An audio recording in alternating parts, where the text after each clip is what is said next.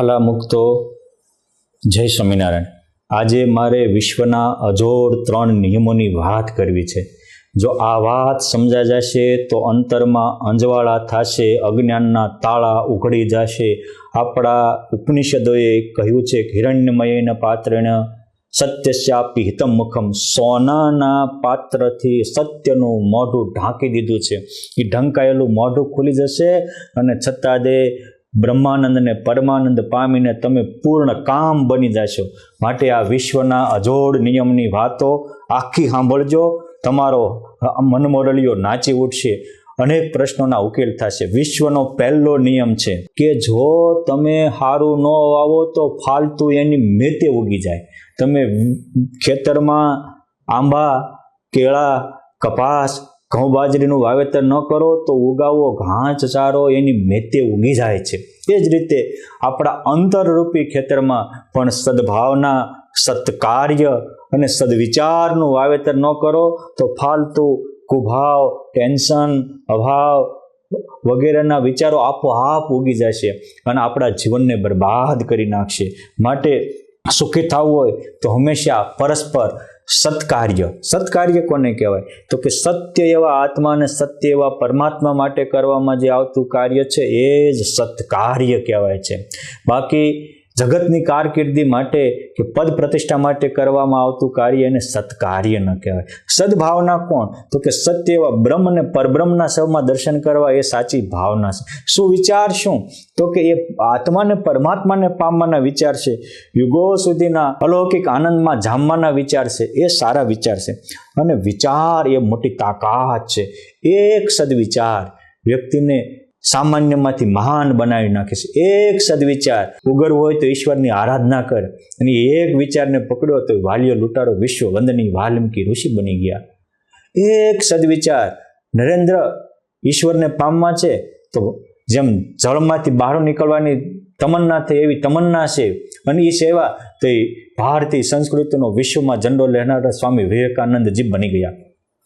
એક સદવિચાર કે આ હૈયામાં કબ્રસ્તાનમાં મરદાર દાટે એમ મધ્ય માસને દાટે છો, કેદી તારો ઉદ્ધાર થઈશ? તારી કાયાને કબ્રસ્તાન કેમ બનાવે છે? ઉગરવું હોય તો છોડી દે અને રામો હાટી કે વાલેરો વરુ આજે લાખોનો લાડીલો એ મહાન ભક્તરાજ બની જાય। આ એક સદવિચારની તાકાત છે। જમીનમાં જેવા બીજ પડ્યા હોય એ બીજ જ્યારે વરસાદ આવે ત્યારે ઢગલા મોઢે ઉગી નીકળે છે। જો હારા બીજ પડ્યા હોય તો મબલક પાક લાવે છે, અને ખરાબ બીજ પડ્યા હોય તો મફલક ઘાસચારો ઉત્પન્ન કરે છે। માટે આપણે આપણા જીવનમાં મબલક પાક લેવો હોય, બ્રહ્માનંદ અને પરમાનંદને લૂંટવો હોય, અનંત ભુવનના નાથની સાથે યુગો સુધીનો આનંદ માણવો હોય તો હંમેશા સત્શાસ્ત્રો અને સત્પુરુષોની વાત દ્વારા સારા બીજનું વાવેતર કરો। ભગવાન સ્વામિનારાયણે ગઢપુરમાં રંગોત્સવ કર્યો ત્યારે 60,000 જેટલા ભક્તો આવ્યા હતા, પણ સારંગપુરના જીવા ખાચરને એમ થયું આવો રંગોત્સવ મારા દરબારમાં થાય તો કેવું સારું। જો આ એક સદવિચાર મોટા ભાગના માણસો જોઈને વિયા જાય છે, એને એવું નથી થતું આ જે રીતે સબરીને સુદામા પરમાત્મા માટે જીવીને અમરપદ પામી ગયા, હું પણ આવું કરો તો કેવું સારું। જે રીતે ઈશ્વરની આરાધના કરીને વાલિયો વાલ્મીકી ઋષિ બની ગયો, અરે જોબનપગી ભક્તરાજ જોબનપગી બની ગયા, હું પણ આવું કર્યું તો કેવું સારું। આ જે સારાની પ્રેરણા લઈને એ રસ્તે ચાલવું, એ રસ્તો પકડવો, એ જ સદવિચારનું પરમ રહસ્ય છે। માટે હંમેશા આ એક વિચાર કે મારે રંગોત્સવ કરવો છે તો ભગવાન સ્વામિનારાયણ સારંગપુરમાં ગયા, ત્યાં ભવ્ય રંગોત્સવ કર્યો, વરદાન આપ્યું કે સારંગપુરની સીમમાં મરે એને જમના તેડા ન હોય। યોગ સમ્રાટ ગોપાળાનંદ સ્વામી પણ ત્યાં હનુમાનજી મહારાજ સ્થાપ્યા, અને સારંગપુર ગામ એ સારંગપુર ધામ થકી વિશ્વમાં ગુંજતું। એના બીજમાં પડેલો એક સદવિચાર 60,000 માંથી એક સદવિચાર સેવો અને એક વિશ્વવંદની થઈ ગયો। આજે 7 અબજ જેટલી વિશ્વની વસ્તી છે, પરંતુ જે નિકુંજ સદવિચાર સેવે છે એ માણસ મહાન બને છે। માટે આપણે કેવા વિચારને પકડીએ છીએ? ખરાબ વિચાર તો બધા જ પકડતા હોય છે, અને આ ખરાબ વિચાર કંઈ પકડવા ન પડે। જેમ પંખીડા ઉડતા જાય અને કચરું સરકતા જાય ને બીજા ખરાબ બીજ વાવતા જાય, બહાર નીકળો તો ખરાબ વિચારના તો ઢગલા મોઢે બૂથ છે। અને એની પાવરફુલ શક્તિ હોય છે. સારા વિચાર માટે તમારે કોઈ સારા સંતને એમાં સદભાવ રાખીને સેવવા પડે છે અને સારા સદગ્રંથોનું અધ્યયન કરવું પડે છે. માટે આપણી જ ભાવનાઓ અનંત ગણી થઈને આપણાને આવીને પાછી મળે છે. માટે હંમેશા સદભાવનાઓ પણ વધારો. સારા વિચારની સાથે સદભાવના એટલે કે સારા વિચારમાંથી એક વિચાર પકડી લેવો. એ પકડેલો વિચાર એને ભાવના કહેવાય છે. અને એટલે જ ભગવાને કીધું શિક્ષાપત્રીમાં, નિજાત્માનમ બ્રહ્મરૂપમ દેહત્રય વિલક્ષણમ, પોતાના આત્માને હું બ્રહ્મ છું એવી વિભાવ્યતેન, વારંવાર ભાવના કરો. આ ભાવના મોટી તાકાત છે. અહીંયા મૂળીમાં એક પાર્ષદ ભગત હતા. એ સંતોની સભા જોઈને એમ થાય કે આ તો બ્રહ્મ સ્વરૂપ મુક્તોની સભા છે, આ તો અક્ષરધામના મુક્તોની સભા છે. આવી નિત્ય ભાવના કરતા હતા એ પાર્ષદ મૂળજી ભગત. તો એક દિવસ એને સમાધિ થઈ અને 3 દિન 3 રાત એ બ્રહ્માનંદને પામી શક્યો. મૂળ શું હતું? એક સદભાવનાને પકડી રાખી. આપણે મંદિરમાં દર્શન કરતા હોય તો બધા દર્શન કરે છે, પરંતુ દર્શન કરતી વખતે હું મંદિરમાં નહીં, ભગવાનના ધામમાં જાઉં છું.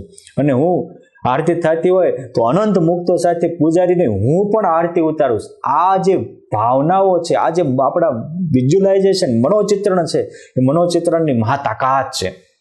માટે સુખી થવું હોય તો આવું મજબૂત મનોચિત્રણ કરો.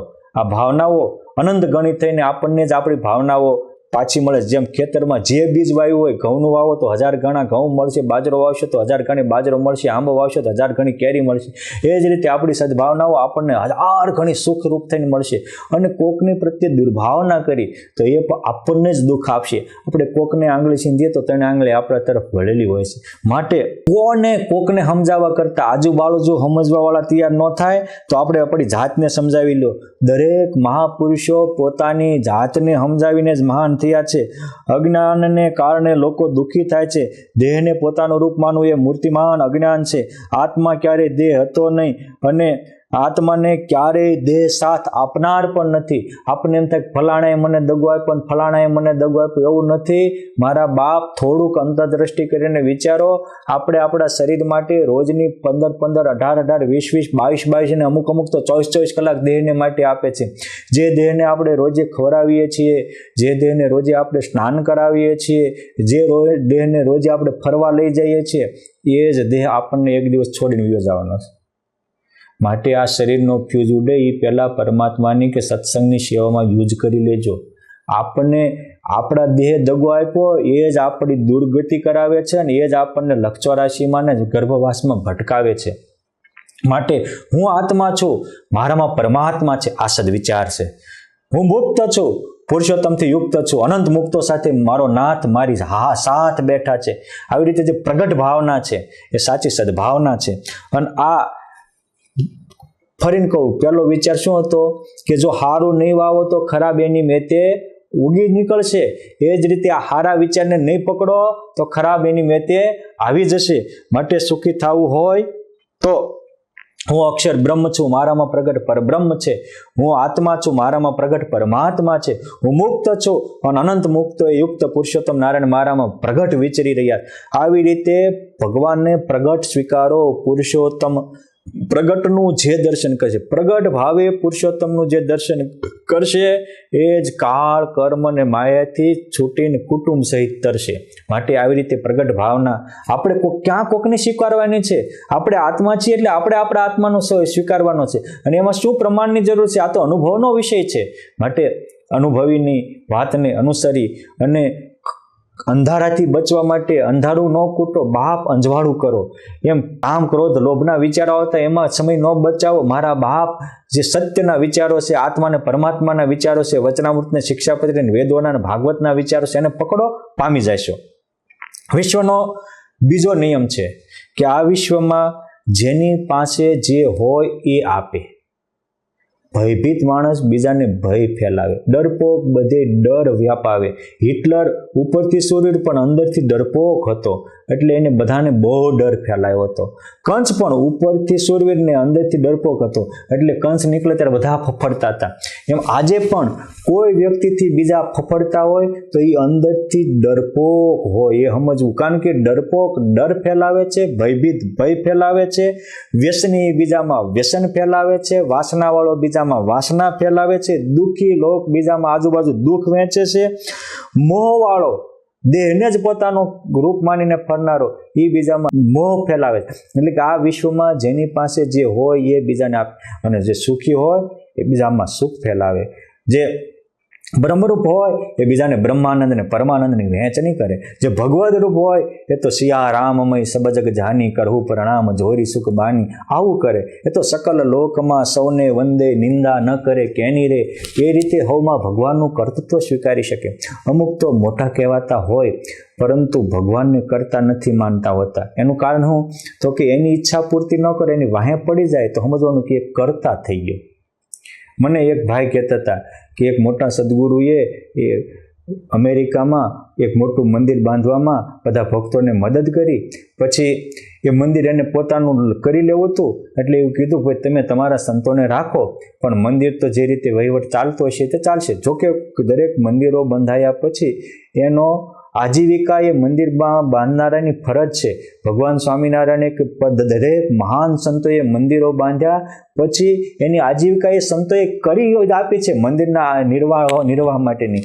પરંતુ આ સદગુરુને એ મેનેજમેન્ટ સાથે ન ભળ્યું, એટલે પછી એનાથી છૂટા પડ્યા. એટલે એની હારે ઓલા પહેલાં એ જે મેઇન મંદિરના સંચાલકો હતા એને આ સંત સારા છે એવું માનીને બધો વર્ગ જોડ્યો હતો, તો રાતદી ફોન કરીને આખા વર્ગને તોડી નાખ્યો.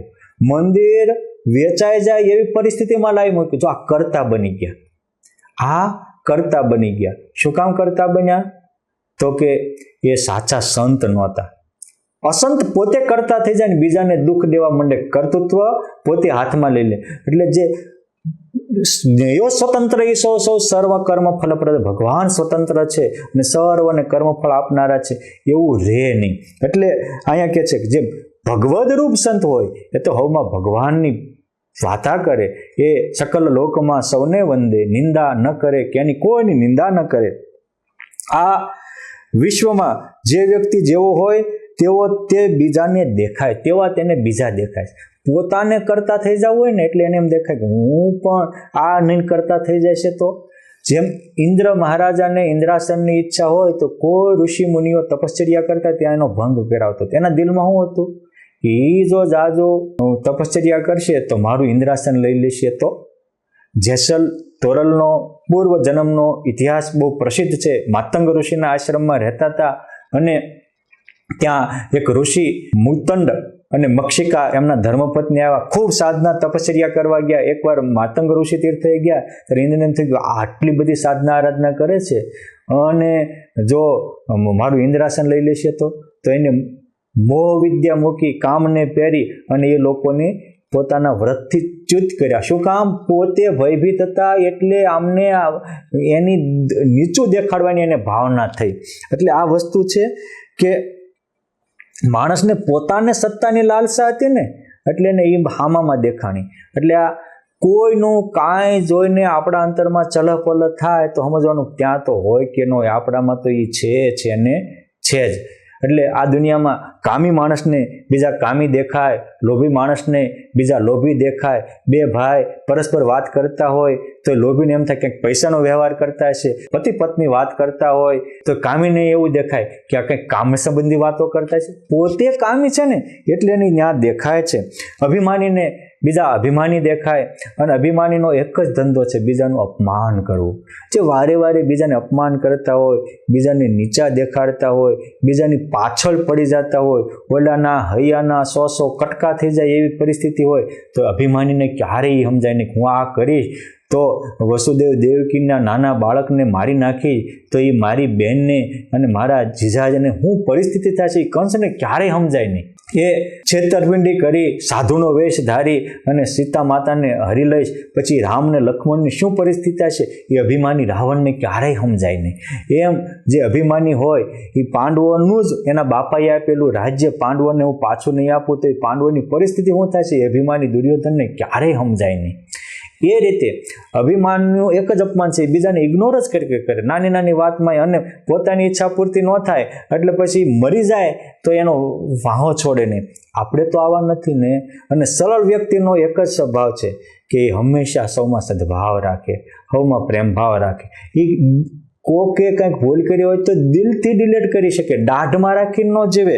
માટે અહીંયા કહે છે કે કામીને કામી દેખાય, લોભીને લોભી દેખાય, માનીને માની દેખાય, અહંકારીને અહંકારી દેખાય અને ભક્તને હવમાં ભગવાન દેખાય. માટે આપણા જ વિચારો આપણને અનંત ગણા થઈને મળે છે. માટે આપણે જ હંમેશા દુર્ગુણોની જગ્યાએ સદગુણોને કેળવવા, કુભાવ છોડી સદભાવ કેળવવો, દેહભાવ છોડી બ્રહ્મભાવ કેળવવો અને કુવિચારો મૂકી સુવિચારોનું વાવેતર કરવું. ત્રીજો પોઈન્ટ છે, જીવનમાં જે મળે એને પચાવતા શીખો. મારા બાપ નહીં પચાવો તો બહુ મોટી મુશ્કેલી સર્જાશે. આ વિશ્વમાં જો ભોજન ન પચે તો રોગ થાય, પૈસા ન પચે તો દેખાડો કરવાનું મન વધી જાય અને કોકની હારી વાત ન પચે કે કોકની વાત ન પચે તો બીજે બધે ચાડી ચુગલી કરવાનું મન થાય. આ કરતો તો લગભગ આ ચાડી ચુગલી વાળા છે ને એ કોકને વાત કરતા હોય ને તો એનું કારણ શરીર ભેળવીને જ વાત કરતા હોય. અને જેને રાગ દ્વેષ બંધાણો હોય ને એ કોઈ દી ખુલાસો કરવાનો છે કે તમારી આ વાત આવી હતી વાસ્તવિકતા શું છે. બોલો સામે આવીને ખુલાસા કરવા માંગતો હોય તો એને તો ખોટું જ પકડવું છે ને ખોટું જ બધાને ફેલાવવો છે ને. એટલે આ અપચો થયો કહેવાય, એ જ્ઞાનનો અપચો કહેવાય કે અમારી પાસે કોઈ ખોટી વાત કરી હોય તો જેને જ્ઞાનનો અપચો હોય એ કોઈ દી ખુલાસો ન કરે. હા, ખુલાસો કરે તો તરત સંપ બંધાય, કારણ કે નિખાલસ થાય એટલે સંપની શરૂઆત થતી હોય છે. એમ કોકની વાત ન પચે તો ચાડી ચુગલી વધી જાય અને નિંદા કોકની ન પચે, કોક આપણી નિંદા કરતા હોય, ટીકા નિંદા કરતા એની ન પચે તો પછી પરસ્પર દુશ્મનાટ વધી જાય છે. અને નિંદા ટીકાનું એવું છે કે માણસને પોતે બીજાની ટીકા નિંદા કરે અને ખોટું પ્રતિપાદન કરે એનું કાંઈ નહીં, પણ પોતાનું કરતા હોય તો અહંકારીની ગમે નહીં. સન્માન ન પચે તો અહંકાર વધી જાય અને પોતાના મળેલું પદ ન પચે તો તરત બીજાને અપમાન કરવાની વૃત્તિઓ વધી જાય. એક તો મોટા મંદિરના મહંત થાને હતા અને કોઈ એક સંતને ન ફાવ્યું તો મંદિરમાં આવ્યા તો આ બોલીને કહે છે તમે તો રખડું સાધુ છો. એના ગુરુને છોડીને જ આવેલા, પણ આ પદ ન પચે એટલે બીજાનું સહજ અપમાન કરવાની વૃત્તિ જાગે છે, અહંકાર વધી જાય છે, અપમાન કરવાની વૃત્તિ વધી જાય છે. માટે આપણે હંમેશા નફરતને છોડી પ્રેમની દુનિયામાં જીવો, વહેમને છોડીને પ્રેમ કરો, ભયને છોડીને ભાવમાં જીવો, શંકા કુશંકાને છોડીને હું આત્મા છું, મારામાં પરમાત્મા છે, મારા નાથે મને હું અક્ષર બ્રહ્મ છું એવું માનવાની સત્તા આપી છે. ગુણાતીતાનંદ સ્વામી કે પટેલનો દીકરો પટેલ, ક્ષત્રિયનો દીકરો ક્ષત્રિય, બ્રાહ્મણનો દીકરો બ્રાહ્મણ. એ જ રીતે આપણે પરબ્રહ્મ પુરુષોત્તમ નારાયણના થયા છીએ. માટે આપણે અક્ષર બ્રહ્મ આ રીતે ઉપાસના કરીએ તો બહુ મોટું કામ થઈ જાય. પોઈન્ટ ત્રીજો કે ભગવાને આ વિશ્વમાં 3 નવીન રચનાઓ સમજીને કરી છે. તમે દાણા હંગરો એટલે અમુક સમયમાં જીવડા પડે. એ ભગવાનની મોટી કૃપા છે. જો દાણામાં જીવડા પડવાની વ્યવસ્થા ન કરી હોત ને તો અમુક સંગ્રહખોર માણસો એની કોઠીઓ ભરી રાખત ને બીજા ભૂખે મરી જાત. માટે દાણામાં જીવડા પડવાની વ્યવસ્થા કરી એ ભગવાનની પરમ કૃપા, એની ભગવાનની નવીન રચના છે. પોઈન્ટ 2 કે કોઈ પણ માણસ મરે એટલે અમુક સમય થાય એટલે એ શરીર ગંધાવા જ માંડે. એ પણ ભગવાનની બહુ કૃપા છે. જો ભગવાનને શરીર મૃત શરીરમાં દુર્ગંધી પેદા કરવાની રચના ન કરી હોત તો માણસ પોતાના અમુક પ્રિય પાત્ર હોય એના મરદાઓ હંગરી જ રાખે, બીજાને રહેવાની જગ્યા જ ન રહેવા દે. આ બધાને ખબર પડે કે આ મર્યો છે એટલે હમણાં હડશે, માટે જલ્દી અને કાઢો ખોખું ઘર કરો ચોખ્ખું. આ ભગવાનની કૃપા છે. અને ત્રીજી વાત છે કે કોઈ અઘટિત ઘટના ઘટે, અચાનક અતિવૃષ્ટિ થાય, અનાવૃષ્ટિ થાય, ભૂકંપ થાય, અકસ્માતમાં કોઈ આપણું સભ્ય વહી જાય, એટેક આવ્યો અને સભ્ય વહી જાય, ઘડીક રોક ઉપર થાય અને આ ખોટું થયું એવું થાય, પણ અમુક સમય થાય એટલે એ બધું ભૂલાઈ જાય. એ પણ ભગવાનની કૃપા છે. જો ભૂલાઈ ન ગયું હોય તો બધા માણસ ટેન્શનમાં એટેક આવી જાત ને મરી જાત. માટે ભગવાને જે રચનાઓ કરી છે એ આપણી ઉપર કેવળ કરુણા કરીને જ કરી છે. માટે આપણે પહેલી વાત કરી એ રીતે આ બધી ભગવાનની વાતને સ્વીકારી અને જો સારું નહીં વાવી તો ખરાબીની મેતે ઉગી જાય છે. માટે આમાં બધામાંથી સાર ગ્રહણ કરી અને આપણા જીવનને સારું વાવેતર કરી અને ધન્યતાથી ભરી દો. આ પણ સદભાવના, સદવિચાર ને સત્કાર્યના મૂર્તિમાન સ્વરૂપ બની લાખોના લાડીલાન અનેકના આદર્શ બનો, એવી શક્તિવાન ભક્તિમાનને સમજવાન બનો, એવી પરમ કૃપાળુ પરમાત્માના પાવન ચરણોમાં પ્રાર્થના અસ્તુ. ધન્યવાદ. જય શ્રી સ્વામિનારાયણ.